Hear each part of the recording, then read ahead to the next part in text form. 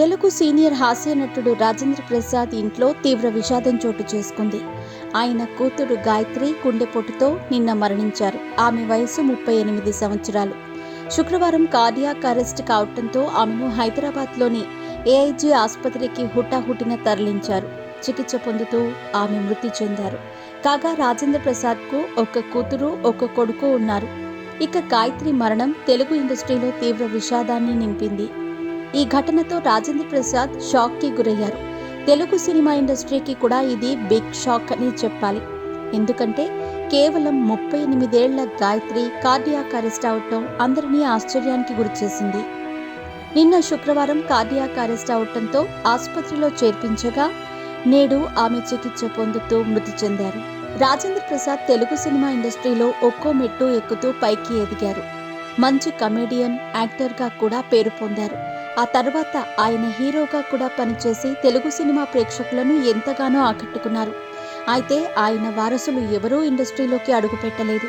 ముఖ్యంగా ఈ విలక్షణ నటుడు ముక్కుసూటి వ్యక్తిత్వం కలవారు. అయితే ఓ సినిమా ఈవెంట్లో మాత్రం తన కూతురు ఒంటరిని చేసి ప్రేమించిన వారితో వెళ్లిపోయిందని కన్నీటి పర్యంతమయ్యారు.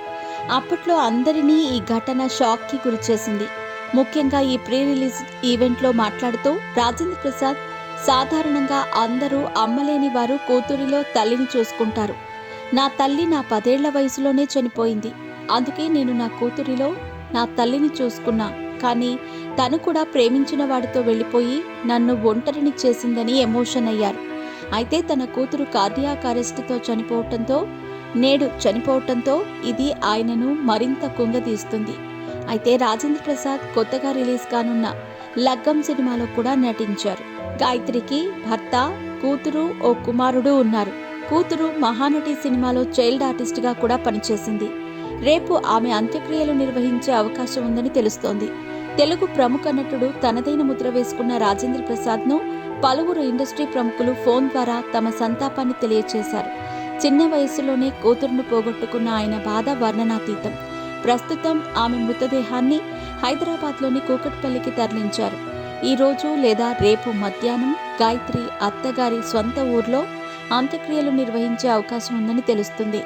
ఆమె భర్త మహీంద్రా కంపెనీలో ఉద్యోగం చేయగా ఆమె ప్రముఖ బ్యూటీషియన్గా మంచి గుర్తింపు తెచ్చుకున్నారు.